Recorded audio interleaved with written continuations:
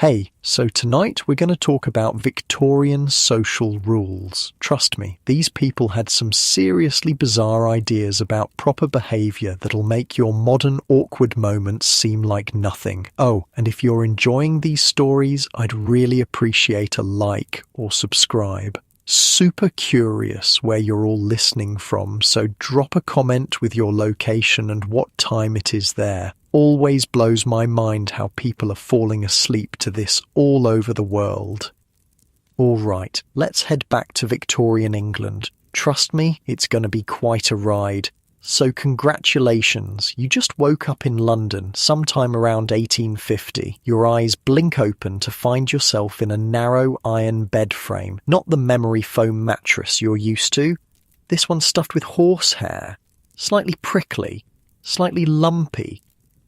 The room is chilly, really chilly. The coal fire that was burning when you fell asleep has died down to glowing embers, leaving just enough light to make out the shadows of furniture around you. A bulky wardrobe, a washstand with a ceramic basin, a dressing table with a small mirror.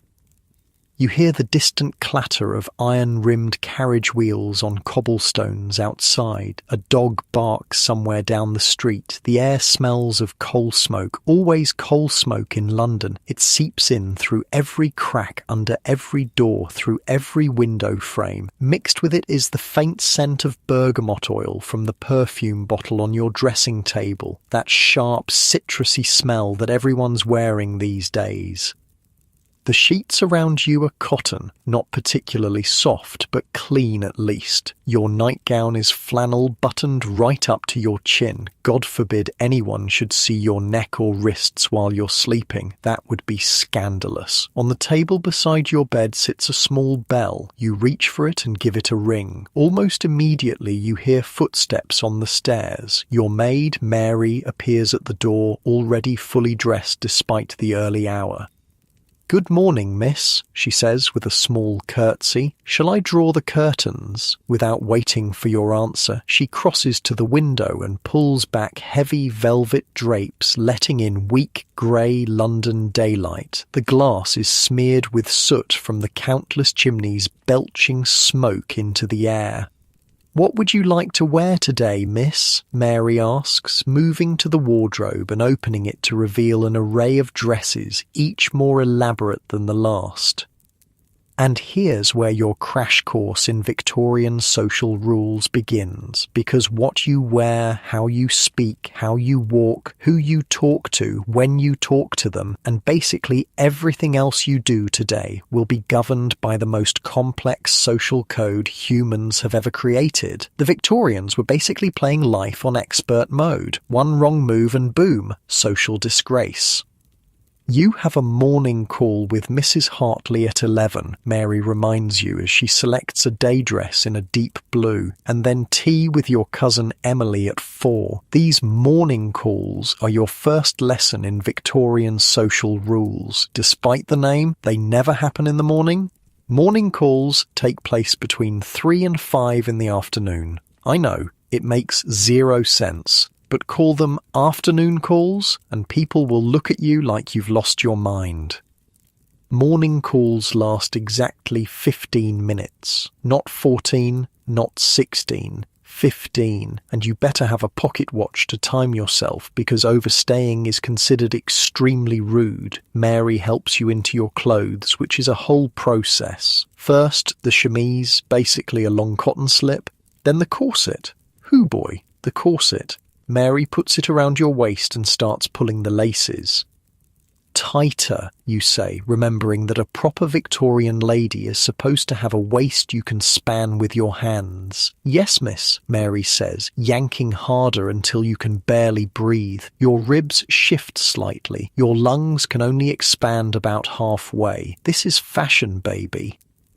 Next come the petticoats, 1, 2, 3 of them, each adding a layer of bulk to your lower half. Then the crinoline, a cage-like structure made of steel hoops that makes your skirt bell out around you like a giant lampshade. Finally, the dress goes over it all, with its tight bodice and enormous skirt. By the time you're done, you're wearing about 15 pounds of clothing. Mary does your hair, pulling it back severely from your face and arranging it in a neat bun at the nape of your neck. No flyaways allowed, everything controlled, everything proper. Will you be wearing gloves or mittens today, miss? Mary asks, holding up both options. Gloves, you say, remembering that a proper Victorian lady never ever shows her bare hands in public. Ever. Your hands should remain mysteriously concealed at all times, like some kind of weird hand-based modesty rule. As Mary helps you with your gloves, you remember another cardinal rule: no perfume. Queen Victoria herself has declared that the heavy, musky perfumes of the previous era are vulgar. Instead, you dab a little lemon and bergamot oil on your handkerchief, just enough to smell clean, not enough to suggest you're trying to seduce anyone with your scandalous scent. Fully dressed, you make your way downstairs for breakfast. The house is coming alive around you. Servants scurry about, dusting, sweeping, polishing. The cook has been up since 5, preparing the morning meal. In the dining room, your father sits at the head of the table, newspaper in hand. Your mother is at the other end, already writing correspondence. They're both fully dressed because Victorians wouldn't dream of appearing at breakfast in anything resembling casual clothes. Good morning, you say, taking your seat. Your father lowers his newspaper just enough to nod at you, then raises it again. Public displays of affection, even between family members, are not the Victorian way. No hugs, no kisses on the cheek. Breakfast is substantial. Eggs, bacon, kidneys, toast, porridge. Victorians eat a lot at breakfast. It's their biggest meal of the day. You pick at yours, your corset making it impossible to take more than tiny bites. Remember, Jane, your mother says, not looking up from her letter. Mrs. Hartley's daughter has just become engaged. Be sure to congratulate her, but don't ask any details about the wedding. That would be presumptuous. You nod, making a mental note. This is typical of the invisible rulebook that governs Victorian society. You must acknowledge important life events, but never appear too interested in them. Curiosity is vulgar. After breakfast, you have a few hours before your morning call. You decide to work on your needlepoint, a suitably feminine pursuit. Idle hands are the devil's workshop, after all, and a proper Victorian lady is never idle. You sit by the window in the drawing room, stitching a pattern of flowers onto a piece of linen. Your mother joins you, taking up her own needlework. I saw Mrs. Fairchild yesterday, she says casually. Her son has returned from university. You keep your eyes on your stitching, even though your heart beats a little faster. Thomas Fairchild. You danced with him at a ball last season before he went away to Oxford. He had kind eyes and didn't step on your feet, which puts him ahead of most of the young men you've danced with. How nice, you say, your voice carefully neutral. She mentioned he asked after you. Your mother continues, watching your reaction closely. You feel your cheeks warm, but keep your expression composed. Did he? That's very civil of him. Your mother smiles slightly, satisfied with your restrained response. Showing too much interest in a young man would be improper. The game of Victorian courtship is all about pretending you're not playing it. At precisely 11:15, you put on your bonnet, gloves and cloak and set out with your mother for Mrs. Hartley's house. You carry a small card case containing your visiting cards, little pieces of paper with your name printed on them. These are essential to the ritual of morning calls. Mrs. Hartley lives just a few streets away, but walking too quickly would be unladylike. You adopt the proper Victorian lady's pace. Small steps, back straight, eyes modestly downcast. Your enormous skirt swings as you walk, occasionally threatening to knock over small children or dogs who get too close. People pass you on the street. Men tip their hats. You acknowledge them with the slightest nod, never making eye contact with strangers. A gentleman would never speak to a lady he hasn't been formally introduced to, and a lady would certainly never speak to a strange gentleman. You arrive at Mrs. Hartley's at precisely 11 o'clock. Punctuality is crucial. Being early is as bad as being late. Both suggest you don't have enough engagements to fill your day, which would be embarrassing. The butler answers the door. You hand him your visiting cards, one from you and one from your mother. He takes them on a small silver tray and shows you into the drawing room where Mrs. Hartley and her daughter Charlotte are waiting. Everyone curtsies. No one hugs or kisses cheeks. Physical contact is kept to an absolute minimum. "How kind of you to call," Mrs. Hartley says, gesturing for you to sit down. You arrange yourself carefully on a small sofa, mindful of your enormous skirt. Sitting gracefully in a crinoline is an art form. You must perch right on the edge of your seat to accommodate the steel cage around your lower half. "We were so pleased to hear your happy news," your mother says to Charlotte, who blushes appropriately. "Thank you," Charlotte murmurs, eyes downcast. "Mr. Edwards is very kind." And that's it. That's all the information you're going to get about Charlotte's engagement. Not what her fiancé is like, not when the wedding will be, not how they met or whether she loves him. Those questions would be prying, and Victorians do not pry. The conversation moves on to safe topics. The weather, cloudy but not raining, recent sermons at church, uplifting but not too long, and a musical performance you all attended, accomplished but not showy. Everything is described in the most moderate terms possible. Strong opinions are for the lower classes. After exactly 15 minutes, your mother gives an almost imperceptible nod. That's your cue. You both stand up. "It was so lovely to see you," Mrs. Hartley says, also standing. More curtsies, more pleasantries. Then you're back out on the street, morning call successfully completed. "That went well," your mother says as you walk home. "Charlotte looked well, didn't she?" "Very well," you agree. In Victorian conversation, well is the highest praise one can give. Back at home, you have a light luncheon, then spend the afternoon reading an improving book. Nothing too exciting or romantic, of course. Novels that stir the emotions are considered potentially dangerous for young ladies. At 4 o'clock, you have tea with your cousin Emily, who comes to your house. The ritual is similar to the morning call, but slightly less formal since Emily is family. You still maintain perfect posture, still speak in measured tones about appropriate subjects, still avoid anything that might be considered gossip. After Emily leaves, you have a few hours before dinner. You practice the piano for exactly 1 hour, enough to maintain your skills without suggesting that you harbour inappropriate ambitions of becoming a professional musician. Dinner is at 7, a relatively informal family meal since you're not entertaining guests. Still, you change into a different dress, slightly fancier than your day dress, but not as elaborate as an evening gown. Victorians change clothes multiple times a day, each outfit precisely calibrated to the specific social context. At the dinner table, conversation is polite but not particularly personal. Your father discusses business matters with your brother. Your mother mentions charity work she's involved with. You listen attentively, occasionally offering a gentle opinion when directly addressed.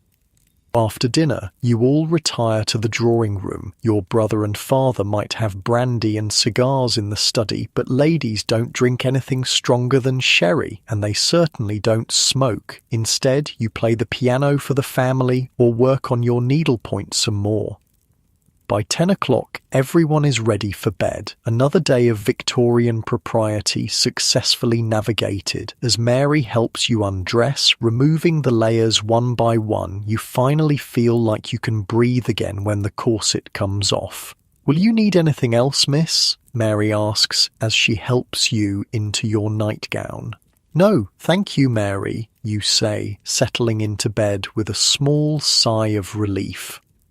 She curtsies and leaves, taking the oil lamp with her. The room falls into darkness except for the faint glow from the banked fire in the grate. You lie there, thinking about the day, all those rules, all that restraint. It's exhausting, but there's also something almost comforting about knowing exactly what's expected of you at every moment. As you drift towards sleep, you wonder what tomorrow will bring in this world of rigid propriety and hidden feelings. You'll need to navigate a formal dinner party, which means a whole new set of rules to remember, but that can wait until morning. For now, you let the distant sounds of the city lull you toward dreams.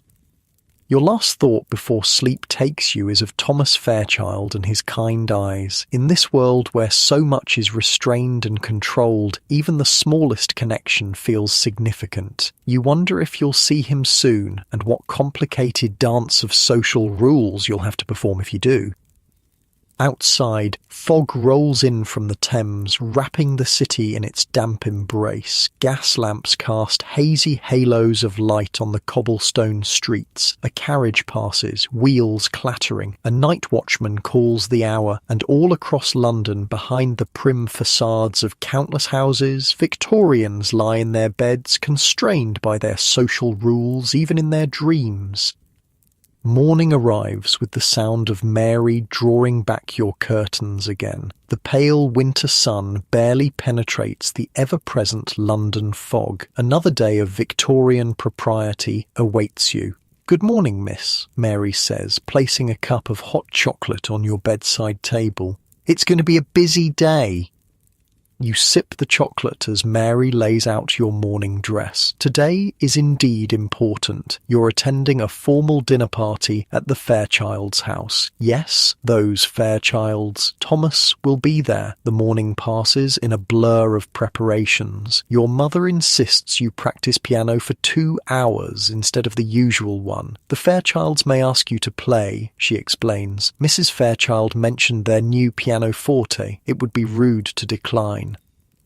Another Victorian rule to remember: never refuse a direct request to demonstrate an accomplishment, but also never appear too eager to show off. It's a delicate balance. After lunch, you take a light walk in the nearby park with your mother. The crisp winter air is actually cleaner than inside most homes, where coal fires fill the rooms with a fine layer of soot. Ladies stroll along the pathways, nodding politely to acquaintances. Gentlemen tip their hats as they pass. "Remember," your mother says quietly as you walk, "at dinner you'll be seated according to rank. Don't appear surprised by your placement, whatever it may be." You nod. The Victorian dinner table is a battlefield of social hierarchy. The most important male guest sits to the right of the hostess. The most important female guest sits to the right of the host. Everyone else is arranged in descending order of social importance. Being seated near the bottom of the table is a clear message about your status. Back at home, preparation for the evening begins in earnest. A formal dinner party requires your finest appearance. Mary runs a bath for you, adding a few drops of rose oil to the water. The bathroom is chilly despite the small fire burning in the grate. You bathe quickly, shivering, as you step out onto the cold floor. Then the dressing begins. Tonight requires full evening dress. Your corset is laced even tighter than usual. Your crinoline is wider. Your gown is pale blue silk with delicate lace trim. The neckline is lower than your day dress, showing your collarbones and a hint of shoulder. The maximum amount of skin a respectable unmarried woman can display. Your hair is arranged in an elaborate style, with small silk flowers pinned among the curls. A light dusting of rice powder on your face gives you the fashionable pale complexion. No rouge, though. Only actresses and women of questionable virtue wear obvious makeup. "You look beautiful, Miss," Mary says, stepping back to admire her work. You barely recognize yourself in the mirror. You look exactly like a proper Victorian young lady should. Poised, controlled, elegant, your waist impossibly small, your skirt ridiculously wide. Fashion is suffering, but fashion must be obeyed. Your father has arranged for a carriage to take you to the Fairchilds. It's a cold night and walking would ruin your carefully arranged appearance. Plus, arriving in a carriage rather than on foot displays your family's prosperity. The carriage pulls up outside a large townhouse on one of London's most fashionable streets. Lights blaze from every window. A footman in livery opens the carriage door and helps you step down. Inside, the house is warm and bright. Gaslighting, the latest modern convenience, illuminates the entrance hall. A maid takes your cloak, revealing your evening finery. The butler announces your family as you enter the drawing room, Mr. and Mrs. Wilson and Miss Jane Wilson. All heads turn. You feel your cheeks warm, but keep your expression composed as you make your curtsies to Mr. and Mrs. Fairchild. And there, standing beside his mother, is Thomas. He's taller than you remember, his evening clothes emphasizing his broad shoulders. He bows perfectly, not too deep, which would seem obsequious, but not too shallow, which would be disrespectful. "Miss Wilson," he says, his voice deeper than you recall. "How pleasant to see you again." "Mr. Fairchild," you reply, your voice carefully modulated. "I trust Oxford agrees with you." The smallest of smiles crosses his face. "It does, thank you, though London has attractions that Oxford cannot claim." "Is he flirting with you?" "It's so hard to tell with Victorian men. Their compliments are buried under layers of propriety." More guests arrive. The drawing room fills with the murmur of polite conversation. Everyone stands. Sitting before dinner would suggest eagerness to eat, which would be vulgar. You notice Charlotte Hartley and her fiancé, Mr. Edwards, across the room. They stand a respectable distance apart. No touching, no meaningful glances. To the casual observer, they might not even be engaged. When all the guests have arrived, the butler announces that dinner is served. Now comes the complex choreography of entering the dining room. The host, Mr. Fairchild, offers his arm to the highest-ranking female guest. The highest-ranking male guest offers his arm to the hostess. Everyone else pairs off according to status, forming a procession into the dining room. You find yourself paired with a middle-aged gentleman you've never met before. Thomas, you notice, is escorting an elderly lady with an elaborate turban of fabric on her head. The dining room dazzles with crystal, silver, and candlelight. The table gleams with polished silver and fine china. Each place setting has an intimidating array of utensils: fish forks, soup spoons, dessert spoons, multiple knives, and more. Using the wrong utensil would be a social catastrophe. You're seated about halfway down the table, not at the bottom, which is encouraging, but not near the top either. Thomas is on the opposite side, several seats away. During a Victorian dinner, you primarily converse with the gentleman seated to your left and right, never across the table. The gentleman to your right turns to you. "I understand you're acquainted with my nephew, Miss Wilson. Charles Pembroke. I believe you danced at Lady Hamilton's ball last season." You search your memory. Yes, you did dance with a Mr. Pembroke. He stepped on your feet 3 times and talked exclusively about his horse. "Yes, indeed," you say pleasantly. "Mr. Pembroke is an accomplished dancer, a small white lie in the service of social harmony." The dinner progresses through multiple courses: soup, fish, meat, game, dessert, each with its own set of serving rituals and appropriate utensils. You carefully take small bites, chewing quietly. A lady is never seen to eat heartily, even if she's starving. Conversation around the table is carefully balanced between interesting and inoffensive. Politics, religion, money, and anything personal are strictly avoided. Instead, people discuss recent theatrical performances, exhibitions at the Royal Academy, the weather, and travels to acceptable destinations like Italy or France. You notice Thomas watching you from across the table. When your eyes meet, he quickly looks away. In this world of rigid social rules, even eye contact can be loaded with meaning. After dessert comes the most gendered ritual of the Victorian dinner party. Mrs. Fairchild catches the eye of the highest-ranking female guest and rises from her seat. This is the signal for all the ladies to leave the dining room, leaving the gentlemen to their port and cigars. You follow the procession of women back to the drawing room. This gender segregation serves multiple purposes in Victorian society. It allows the men to discuss male topics like business and politics. It gives women a chance to use the chamber pot if needed, a necessity given the voluminous skirts that make frequent bathroom trips difficult. And it preserves the fiction that ladies are too delicate to be exposed to cigars and strong drink.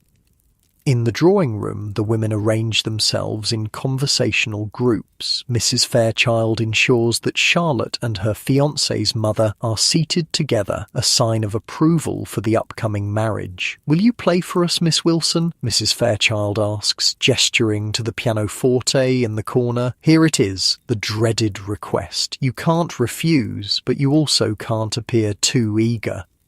"If you wish it, Mrs. Fairchild," you say modestly, "though I'm sure there are more accomplished musicians present." "Nonsense," Mrs. Fairchild says. "We've all heard of your talent." You move to the piano, arranging your enormous skirt as best you can on the small bench. You play a piece by Mozart, technically challenging enough to show skill, but not so flamboyant as to seem showy. You keep your posture perfect, your face composed in a slight smile.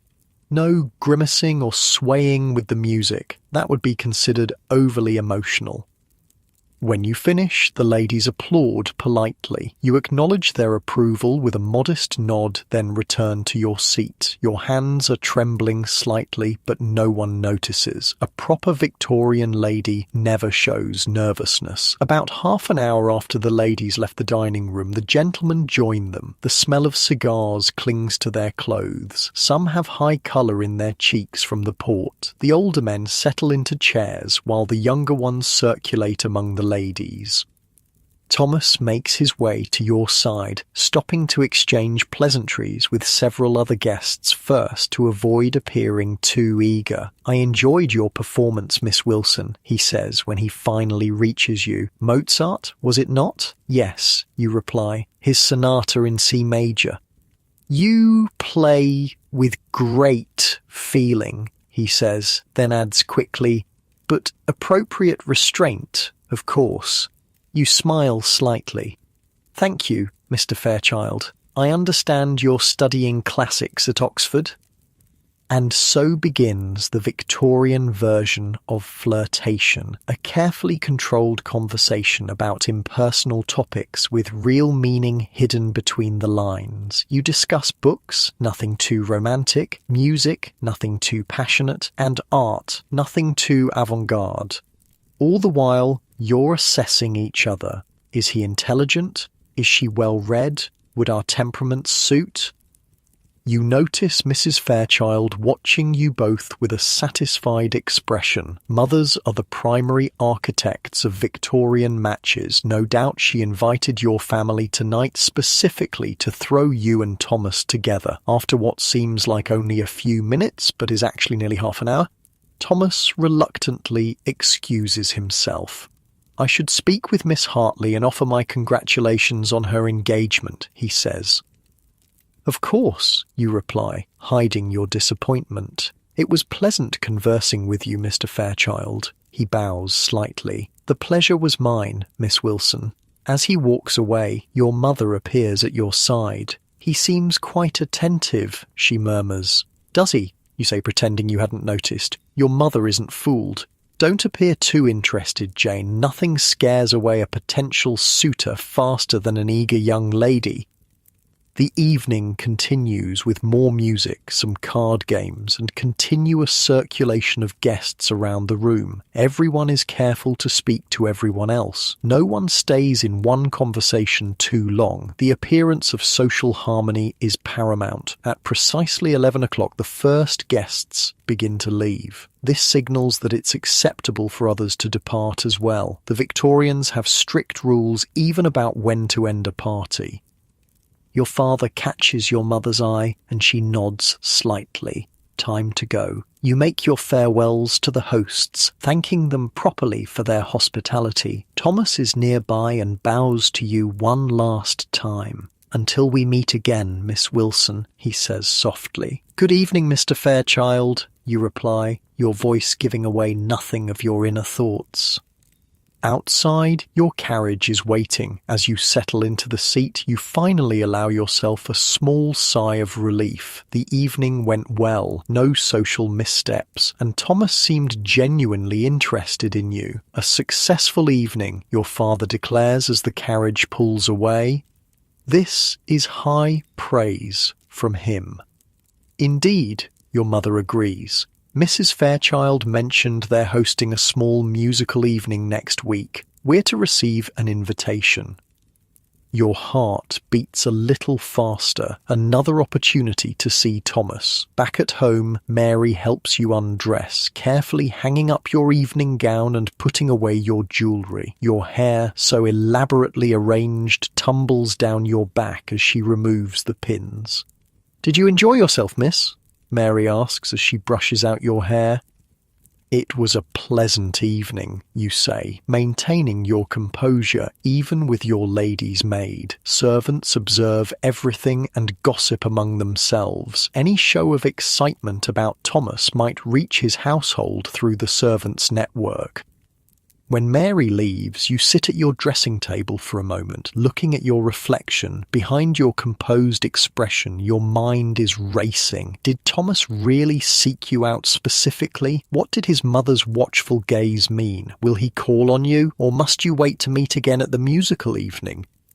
Dating in the Victorian era is like playing chess while blindfolded. Every move matters, but half the time you don't even know you're making a move, and the stakes are high. Your entire future happiness depends on making a good match. You move to the window, pulling back the curtain slightly to look out at the foggy London night. Gas lamps create halos of light in the mist. A lone hansom cab clatters past on the cobblestones.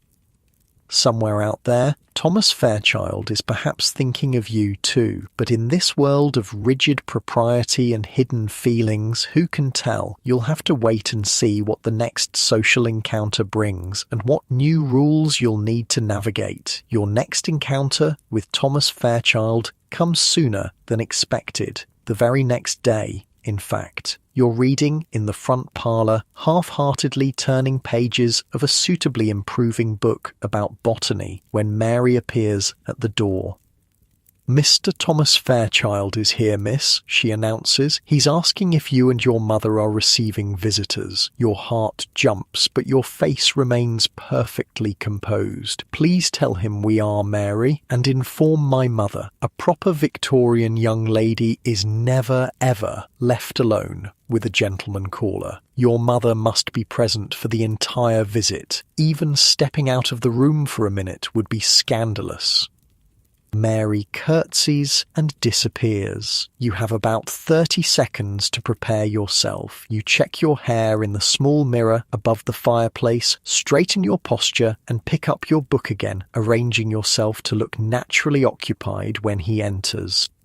The door opens, and there's Thomas, looking even more handsome in daylight. His formal morning clothes fit him perfectly. Dark coat, perfectly tied cravat, polished boots. He's carrying his top hat and gloves. A gentleman always removes his hat indoors, but keeps his gloves on until seated.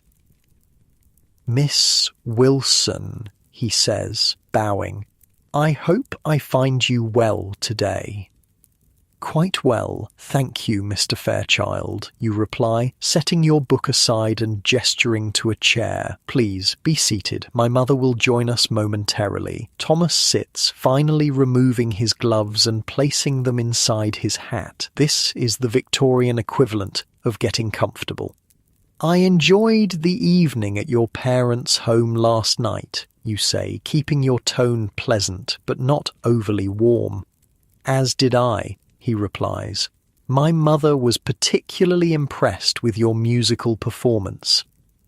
Before you can respond, your mother enters the room. Thomas immediately stands. A gentleman always rises when a lady enters. "Mr. Fairchild," your mother says, smiling. "What a pleasant surprise." Thomas bows again. "Mrs. Wilson, I hope I'm not calling at an inconvenient time." "Not at all," your mother assures him, taking a seat on the sofa beside you. Now the real dance begins. "I've come to extend an invitation," Thomas says. "My mother is hosting a small musical evening next Tuesday. She hopes Miss Wilson and your good selves will be able to attend." "Ah, so that's why he's here. Not just to see you, but as his mother's messenger. Still, he could have sent a servant with a written invitation. The fact that he came personally means something." "How kind," your mother says. "We would be delighted to accept." "Excellent," Thomas says, his eyes flickering to you. "My mother also mentioned she would be grateful if Miss Wilson might consider performing. Your rendition of Mozart last night was much admired." Now you understand completely. Mrs. Fairchild wants to show you off to her friends. You're being evaluated as a potential daughter-in-law. "I would be happy to play," you say modestly, "though I'm sure your mother has engaged more accomplished musicians." Thomas shakes his head.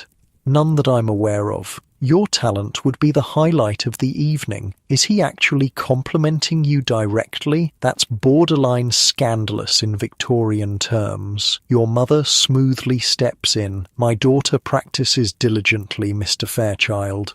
We're grateful for the opportunity to share the fruits of her hard work." The conversation continues with this kind of formal back and forth, weather, mutual acquaintances, upcoming social events. Thomas is careful to address most of his remarks to your mother, only occasionally looking at you directly. This is proper Victorian form. After exactly 15 minutes, the prescribed length for a morning call, Thomas stands. "I've taken enough of your time, Mrs. Wilson, Miss Wilson," he says. "I'll convey your acceptance to my mother. She'll be most pleased." Your mother rings for Mary, who appears to show Thomas out. He bows to both of you, his eyes lingering on you for just a moment longer than strictly necessary. When the door closes behind him, your mother turns to you with a satisfied expression. "Well," she says, "it seems the Fairchilds have taken an interest in you." You try to look only mildly pleased. "Mrs. Fairchild is very kind to include us in her musical evening." Your mother gives you a knowing look. "It wasn't Mrs. Fairchild who just called on us, was it?" Before you can respond, the bell rings again. Mary appears moments later. "Miss Charlotte Hartley and Mrs. Hartley, ma'am," she announces. "More visitors. The morning call circuit is in full swing." Charlotte enters with her mother, both dressed in the height of fashion. Charlotte looks radiant. Engagement agrees with her, apparently. After the usual pleasantries, Charlotte leans forward slightly, her eyes bright with excitement. "Have you heard about Mrs. Pembroke?" she asks in a low voice. Your mother raises an eyebrow. "What about her?" Mrs. Hartley clucks her tongue. "It's rather shocking. She was seen riding in the park with Mr. Foster, alone in his carriage." This is indeed scandalous news. Mrs. Pembroke is married. Mr. Foster is a bachelor known for his flirtatious nature, and being alone together in a carriage, that's practically announcing an affair to the world. "Perhaps there was a footman present," your mother suggests, always trying to think the best of people. Mrs. Hartley shakes her head. "Completely alone. My cousin's wife saw them with her own eyes." This is how reputations are destroyed in Victorian London. One indiscreet carriage ride, a few gossiping tongues, and a woman can become a social outcast. Men have more leeway. Mr. Foster might face some disapproving looks at his club, but nothing more. The double standard is alive and well in 1850. The conversation turns to Charlotte's wedding plans, which are progressing nicely. She'll be married in 3 months. Her trousseau is being prepared. The wedding breakfast will be at the Hartleys' home after the church ceremony. Watching Charlotte's genuine happiness, you feel a twinge of... not jealousy exactly, but anticipation. Will this be you soon, planning a wedding to Thomas Fairchild? Or is that reading too much into a simple social call? After the Hartleys leave, you have barely an hour before your next commitment, a charity committee meeting at the vicarage. Victorian ladies of means are expected to engage in good works, organising relief for the poor and sick. It's considered an appropriate outlet for feminine energy and compassion. The meeting is tedious but necessary. You and a dozen other women from good families discuss winter blankets for the poor, soup kitchens and clothing donations. The vicar's wife takes notes and assigns tasks. You volunteer to collect used clothing from several households. It's a respectable activity that will allow you to make morning calls with a purpose. After the meeting, you walk home with 2 other young ladies who live nearby. The conversation turns, inevitably, to engagements and potential matches. "Did you hear that Thomas Fairchild is back from Oxford?" One of them, Emma Parker, asks casually, too casually. "Yes, I believe I heard that," you say, keeping your voice neutral despite the sudden tightness in your chest. Emma has always been interested in Thomas. "My mother says Mrs. Fairchild is hosting a musical evening next week," Emma continues. "We've been invited. Will you be attending?" "Yes, we received an invitation as well," you reply, not mentioning that Thomas delivered it personally. Emma's smile tightens slightly. "How lovely. Perhaps you'll play for us. You're so accomplished at the piano." Mrs. Fairchild did request a performance, you admit. Emma's other friend, Sarah, joins in. "Thomas always did appreciate music. I remember him turning pages for the pianist at the Johnsons' ball last season." The implication is clear. Both these young ladies consider Thomas Fairchild a potential match for themselves. The competition for eligible bachelors is fierce in Victorian London, especially one as handsome and well-positioned as Thomas. By the time you arrive home, you're exhausted from maintaining your composed facade. The constant vigilance required by Victorian social rules is draining. Every word, every glance, every gesture must be carefully controlled. You have just enough time to change for dinner. Another dress, another style of hair, before joining your family at the table. Tonight, it's just the 4 of you. Your parents, your brother James, and yourself. James is in high spirits. He's been at his club all day, mixing with other young gentlemen of good family. The gender divide in Victorian society gives him freedoms you can only dream of. He can come and go as he pleases, engage in sports, discuss politics and business, even travel alone. "I saw Thomas Fairchild at the club today," James mentions casually as he cuts into his roast beef. You keep your eyes on your plate, taking a small, ladylike bite of potato. "Did you?" your father says. Good family, the Fairchilds. Old money, solid reputation. Thomas mentioned he called here today, James continues, glancing at you, to deliver an invitation to some musical thing his mother's organising. Yes, he was here this morning, your mother confirms. Very proper young man. James grins. He asked quite a few questions about you, Jane. You look up, unable to hide your interest. Did he? Wanted to know if you enjoy riding, what books you read, whether you're interested in art exhibitions, that sort of thing. This is significant. Thomas is gathering information about you, trying to determine if your interests align with his. It's the Victorian equivalent of checking your dating profile.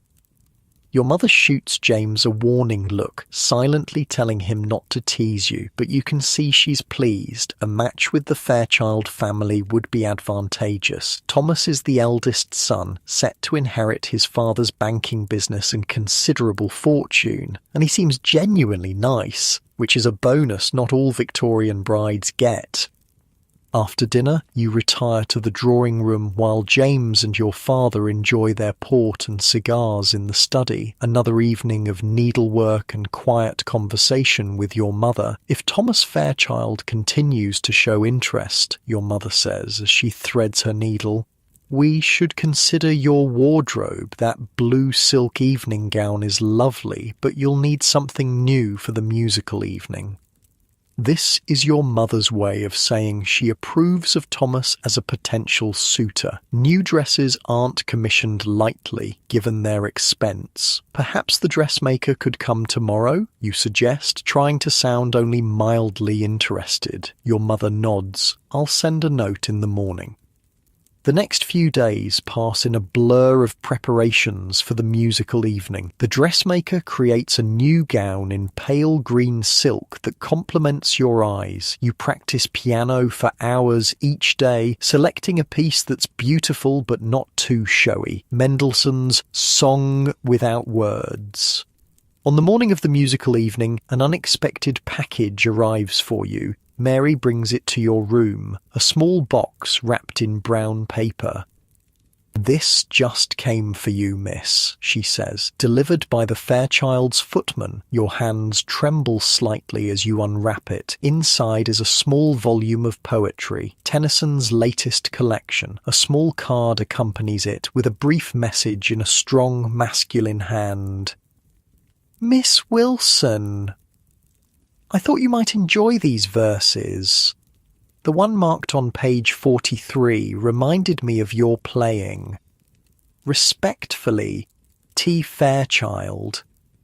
You quickly turn to page 43. There's a poem about music with one line delicately underlined. The heart of the listener is moved by the skilled hands of the player. Mary watches your face, clearly curious. It's just a book of poetry, you say casually, as if gentlemen send you books every day. From Mr. Fairchild. Very nice of him, miss, Mary says, a knowing look in her eyes. Servants always know what's going on before anyone else.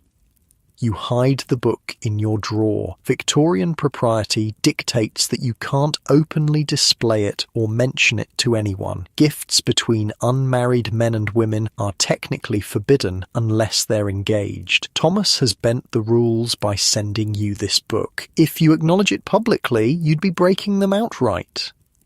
But in the privacy of your room, you press the book to your chest for just a moment, allowing yourself to feel the excitement that proper Victorian ladies never show. Thomas Fairchild is definitely courting you. That evening, your family arrives at the Fairchild's home precisely on time.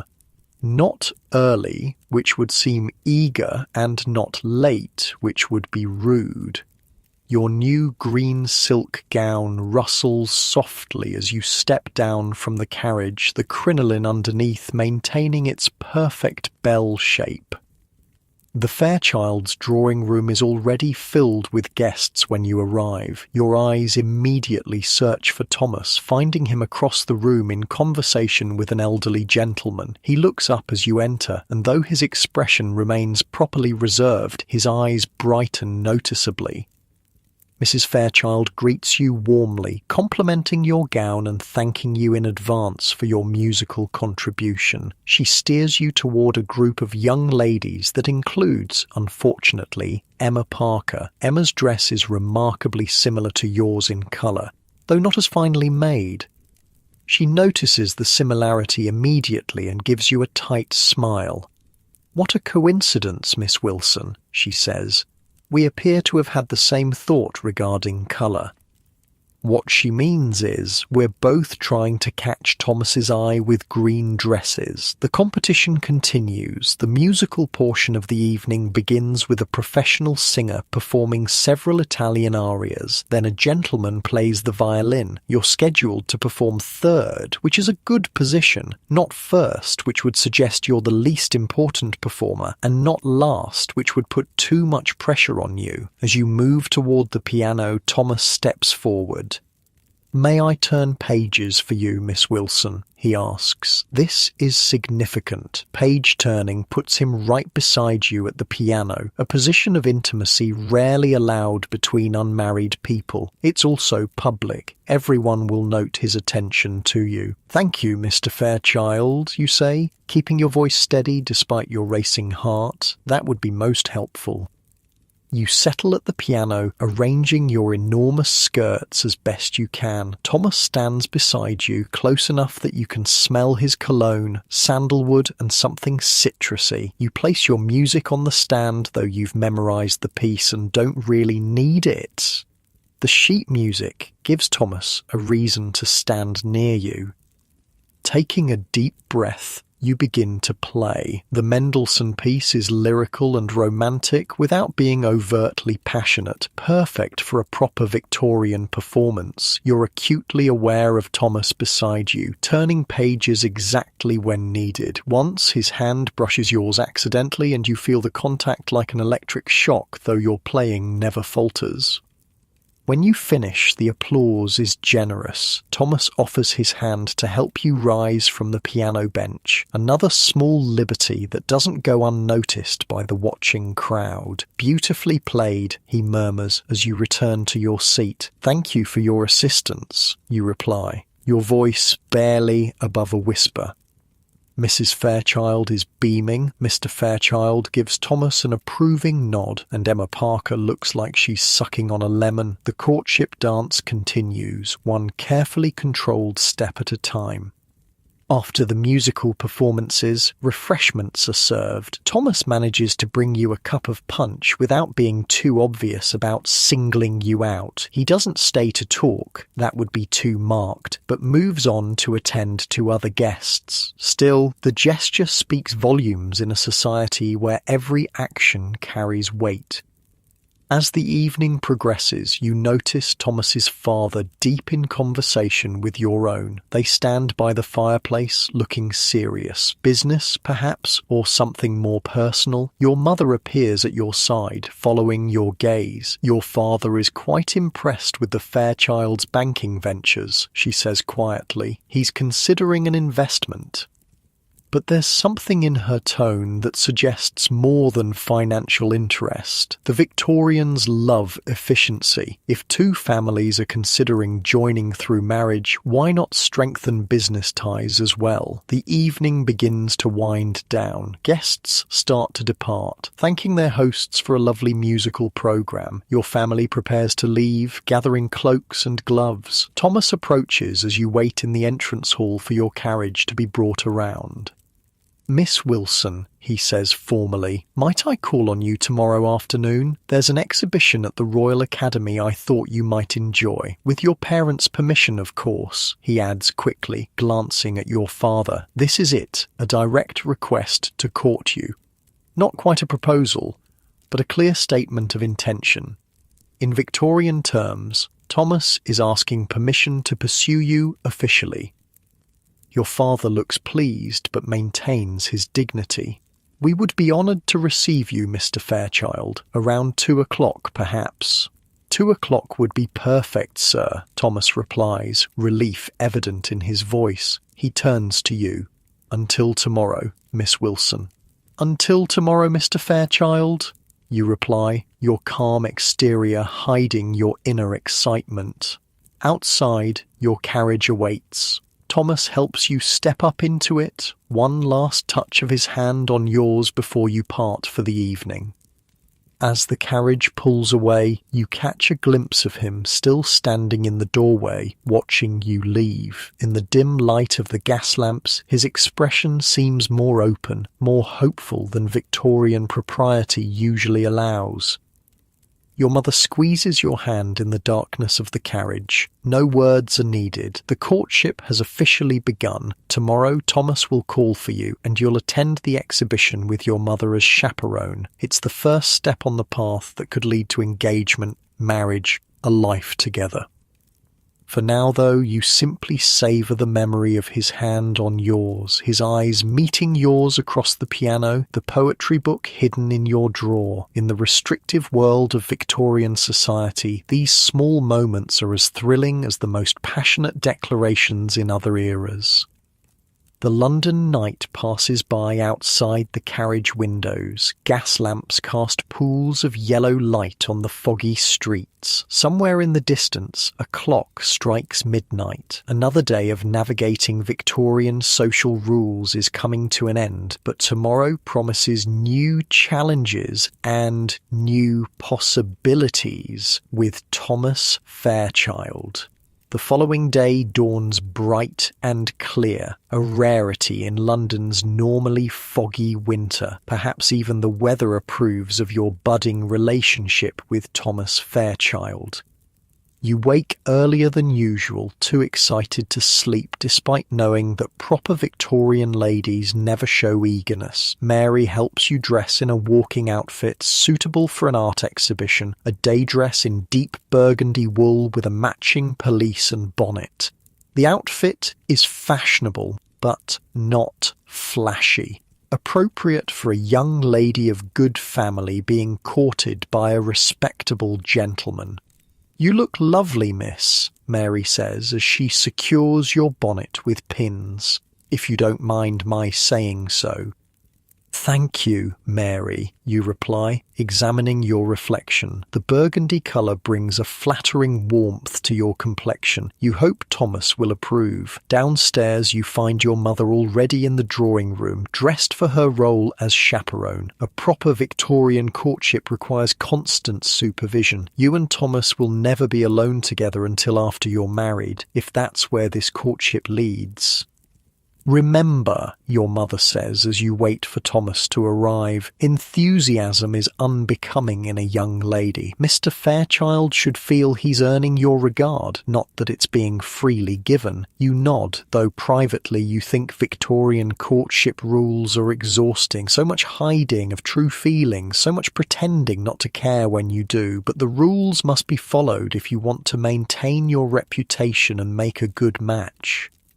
At precisely 2 o'clock the doorbell rings. Thomas is punctual, another mark in his favour. The butler shows him into the drawing room, where he bows to both you and your mother. "Mrs. Wilson, Miss Wilson," he says, "I trust you're both well today?" "Quite well, thank you, Mr. Fairchild," your mother responds. "It's a fine day for an exhibition."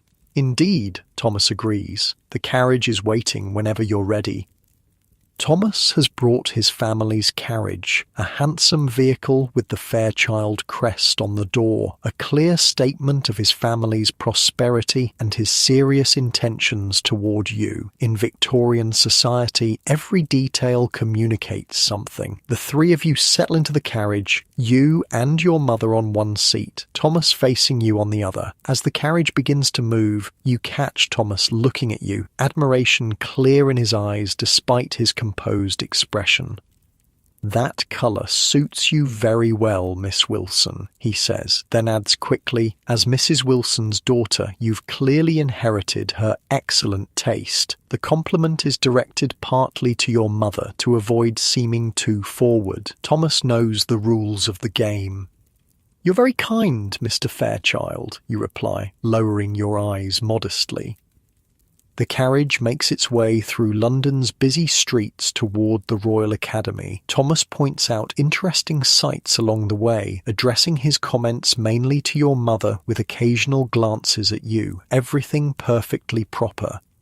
At the exhibition, Thomas pays for your tickets, another statement of intention. You move through the galleries, admiring paintings of landscapes, portraits, and historical scenes. The exhibition is crowded with fashionable people, many of whom you recognise from various social events. "Miss Wilson, Mrs. Wilson," a familiar voice calls. You turn to see Emma Parker approaching with her mother. Of course, Emma wouldn't miss an opportunity to insert herself into your time with Thomas.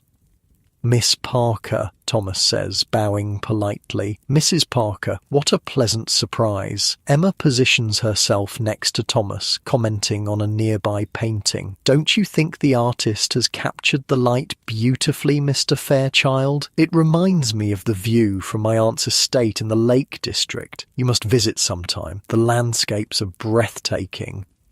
This is a bold move, essentially inviting Thomas to visit her family's connections. You maintain your composed expression, though internally you're rolling your eyes at her obviousness. Thomas handles the situation with perfect Victorian diplomacy. "I'm sure the Lake District is lovely, Miss Parker. At present, however, I'm committed to business in London. Miss Wilson and I were just discussing this portrait. The technique is quite remarkable." He smoothly guides you and your mother away from Emma toward another gallery, leaving Emma looking slightly put out. Score 1 for Thomas's social skills. As you move through the exhibition, you encounter several other people from your social circle. Each interaction follows the same pattern: formal greetings, polite conversation, curious glances between you and Thomas. Everyone understands what's happening. Thomas Fairchild is publicly declaring his interest in you by escorting you to the exhibition. By this time tomorrow, it will be common knowledge in your social set. After an hour of viewing art and navigating social encounters, Thomas suggests refreshments. The Academy has a small tea room where visitors can rest and converse. He finds a table for the three of you, ordering tea and small cakes. "I hope you're enjoying the exhibition, Miss Wilson," Thomas says as you wait for your tea. "Very much, Mr. Fairchild," you reply. "The new works by Mr. Turner are particularly impressive." "I thought you might appreciate them," he says, a hint of genuine pleasure breaking through his proper facade. "Your brother mentioned you enjoy painting yourself?" "Merely as an amateur," you say modestly. "A proper Victorian lady might pursue artistic hobbies, but never with professional ambitions." "I'd be interested to see your work sometime," Thomas says, then glances at your mother. "With your permission, of course, Mrs. Wilson."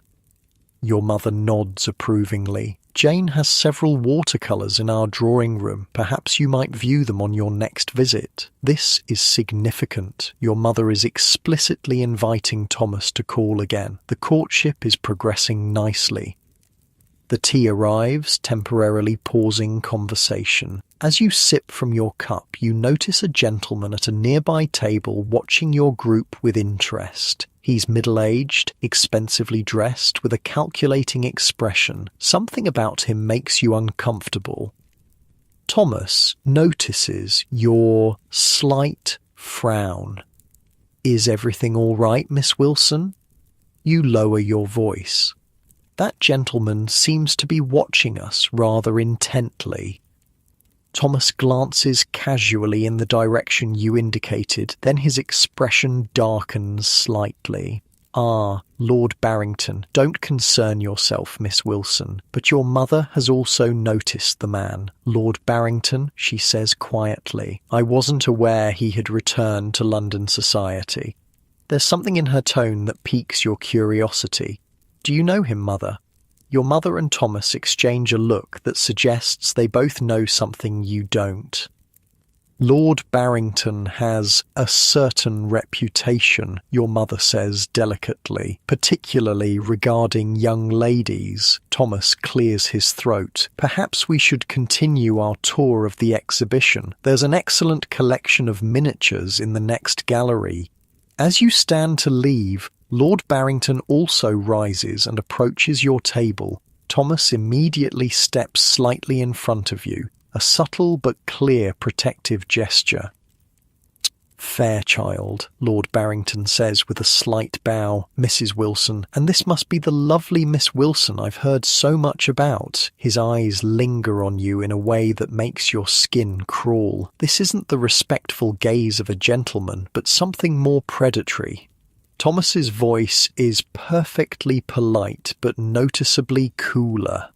"Lord Barrington, I wasn't aware you were back in London." Just returned from the continent, Lord Barrington replies, his eyes still on you. Paris has its charms, but I find London's young ladies incomparable. Perhaps Miss Wilson would honour me with an introduction. This puts your mother in an awkward position.